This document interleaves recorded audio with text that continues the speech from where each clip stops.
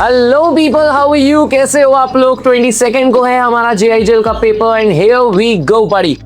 2 दिन बचे हैं एग्जाम्स को एंड आई होप कि आपकी तैयारी एकदम जबरदस्त हो गई होगी। मेरे को पता है आप लोग अभी यही बोलोगे, सर बहुत ज्यादा डर लग रहा है, सर बहुत फट रही है, सर क्या करें, सर किस तरीके से करें। सर देखो यार, मैं बताता हूँ आपको लास्ट डेज में जेआईजेल किस तरीके से पढ़ना। सबसे पहले आईसीएसआई ने हमारे को तो एक रिलीफ दिया था कि जेआईजेल के कुछ चैप्टर्स आईसीएसआई ने रिमूव कर दिए थे, है ना। Specific relief act, sales of goods act, आपका स्टैम्प एक्ट, रजिस्ट्रेशन एक्ट जिसमें आपका ट्रांसफर ऑफ प्रॉपर्टी एक्ट भी था, और कुछ टॉपिक्स थे कॉन्स्टिट्यूशन में और आर्बिट्रेशन में जो हटाए थे आईसीएसआई ने। In apart from this we have 14 chapters and मुझे क्या लगता है किस तरीके से पढ़ना चाहिए। देखो मैं आपको बताता हूँ, अगर आप ये जब भी वीडियो देख रहे हो, मुझे ऐसा लगता है कि एक रिवीजन आपका 20 तक अच्छा हो जाए और 21st को एक और बार पढ़ लो और 22nd की मॉर्निंग भी आपके पास में, तो 2 अच्छे रिवीजन अगर हो जाए, 2 नहीं सही, अगर कोई दोनों ग्रुप दे रहा है एक ही हो, लेकिन एक बेस्ट रिवीजन होना चाहिए। किस तरीके से पढ़ना चाहिए देखो यार,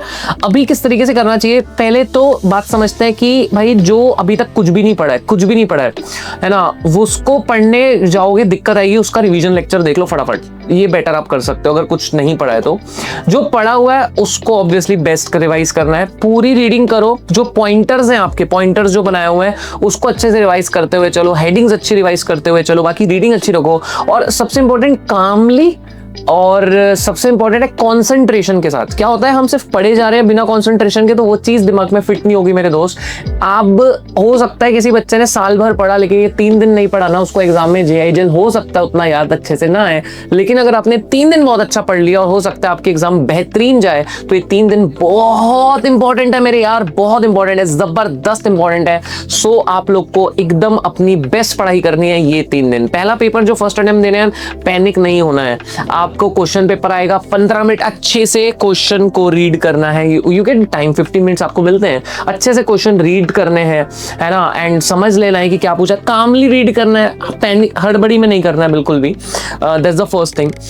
दोस्तों आप लोग अभी जब पढ़ाई कर रहे हो, ऑब्वियसली सिर्फ मैं बोलूंगा 3 दिन सारी चीजें, मतलब एग्जाम जब तक चल रहे हैं सारी चीज अवॉइड करनी ही है, and I hope you are doing that. Social media, everything, friends या जो भी आपके फैमिली, उनके साथ भी ज्यादा इन्वॉल्व नहीं होना अभी इतने दिन, सिर्फ और सिर्फ आपकी पढ़ाई and trust on God and your hard work. That's it, that is what you needed right now with confidence. और अगर कोई बच्चा सोच रहा है सर मैं कैसे होगा, क्या होगा, यार पॉजिटिव सोचो। सोचना तो पॉजिटिव ही है ना। किसी का भी उतना अच्छे से पढ़ के नहीं भी हुआ है तो भी पॉजिटिव सोचो, ये सोचो कि मैं 3 दिन है, मैं कर लूंगा, मैं अपना बेस्ट दूंगा, ठीक है। आप लोगों के लिए मैंने समरी नोट्स आपको दिए थे, क्या उससे पढ़ सकते हैं? बिल्कुल पढ़ सकते हैं, समरी नोट से पढ़ सकते हैं एंड आपको चीजें याद आते हुए चलेगी। लास्ट डे रिवीजन आप कर सकते हो, कोई भी दिक्कत वाली बात ही नहीं है। जिनके पास नहीं है, गूगल इस वीडियो के डिस्क्रिप्शन में आपको एक लिंक मिलेगी, वहां क्लिक करो, you will get the summary notes, right. Okay, main points. Sir exam में किस तरीके से लिखे, तो स्टार्ट अपने बेस्ट आंसर से करना है। You have to start with your best answer no matter what. आपका आंसर आपके बेस्ट आंसर से स्टार्ट होगा। ऐसा मत करना कि 2 का ए लिखा, फिर 1 का सी लिखा, फिर 3 का ए लिखा, फिर 4 का डी लिखा। चेकर थोड़ा कंफ्यूज हो सकता है। जो भी क्वेश्चन अटेम्प्ट करो, 1 2 3 4 जो भी करो, वो पूरे सब क्वेश्चंस फिर उसके अटेम्प्ट करो, पूरे सब क्वेश्चंस। नया क्वेश्चन नए पेज से स्टार्ट करो, जो ऐसे आईसीएसआई बोलती है वैसे, ठीक है। ये बहुत जरूरी चीज है ना। उसमें देखो यार क्या होता है ना, कई बच्चे जो है ना वो जगह छोड़ देते हैं और जगह छोड़ने के बाद वहां पे लिखते नहीं, फिर कट करते हैं। ऐसे कट वट वाले काम मत करना यार, वो बहुत थोड़ा सा ना प्रेजेंटेशन सही नहीं दिखता। Because I believe presentation important है। आप बुलेट्स में लिख सकते हैं, पॉइंट्स में लिख सकते हैं, प्रेजेंटेशन थोड़ा अच्छा रखना, बड़े बड़े पैराग्राफ्स अवॉइड करना लिखना, पॉइंट्स बना के ज्यादा लिखना कभी भी बेहतर होता है, अच्छा दिखता है, सुंदर दिखता है। एंड जो इंपॉर्टेंट है कुछ उसको हाईलाइट कर सकते हो आंसर्स में, बिल्कुल कर सकते हो हाईलाइट, है ना। कोई इंपॉर्टेंट चीज है, आपको लगता है इंपॉर्टेंट है बहुत, तो बिल्कुल हाईलाइट कर सकते हो। कोई केस लॉ का नाम आपको याद है, ऐसी कोई चीज है इंपॉर्टेंट, कोई मैक्सिम है, और some of the other thing, है ना जी। So this is the thing यार, आप लोगों को करनी चाहिए। दोस्तों बहुत बच्चे पूछते हैं कि सर अगर हमें केस लॉ का नाम याद ना आए तो क्या करें। तो अगर केस लॉ का नाम याद नहीं आता, आप लिख सकते हो it was held by supreme court that, it was held by high court that, directly आप ऐसे लिख सकते हो, कोई दिक्कत नहीं आएगी।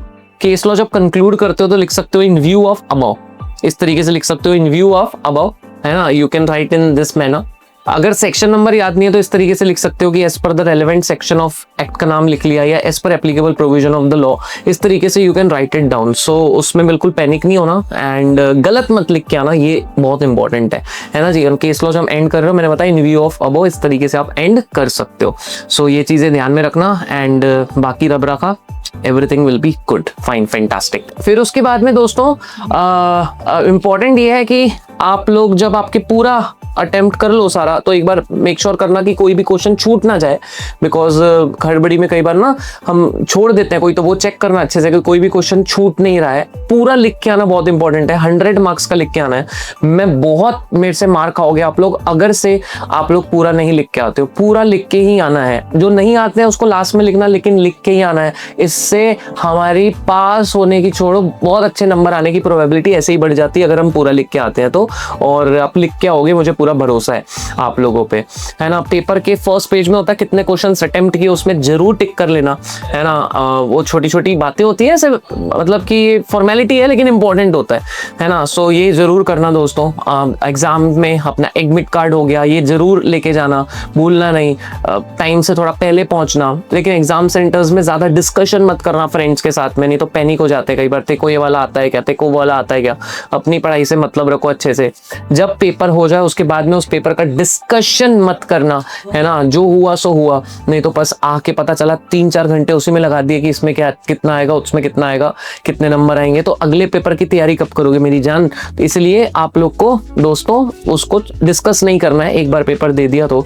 हेल्थ का ध्यान रखो, पानी बॉटल लेके जाओ, वॉच जरूर कैरी करना है आप लोगों को, नो मैटर व्हाट। अच्छे से सारी चीजें, मम्मी पापा का आशीर्वाद लो, भगवान जी का आशीर्वाद लो, टीचर्स तो आपके साथ ही हैं, चाहे कुछ भी हो जाए दोस्तों। We are there for you no matter what दोस्तों, कुछ भी हो जाए हम आपके साथ ही हैं। एंड जस्ट अपने पे विश्वास रखो एंड अपना बेस्ट दो, यही सबसे मेन है अभी। एंड सब अच्छा होगा, बिलीव मी, और हमारी पूरी टीम आपके साथ है। So wish you all the very best. भगवान करे आपको इस पूरे ब्रह्मांड का लक मिले और आपको जो आता है वही एग्जाम में है, मैं तो यही चाहता हूँ, है ना जी। सो बस यही आपसे कुछ लास्ट में शब्द कहने थे एंड मुझे पूरा भरोसा है बहुत अच्छा करोगे। कॉन्फिडेंट रहो, बिल्कुल भी डिमोटिवेट नहीं होना, बिल्कुल भी ये मत सोचना मेरे को बनेगा नहीं बनेगा, बिल्कुल बनेगा।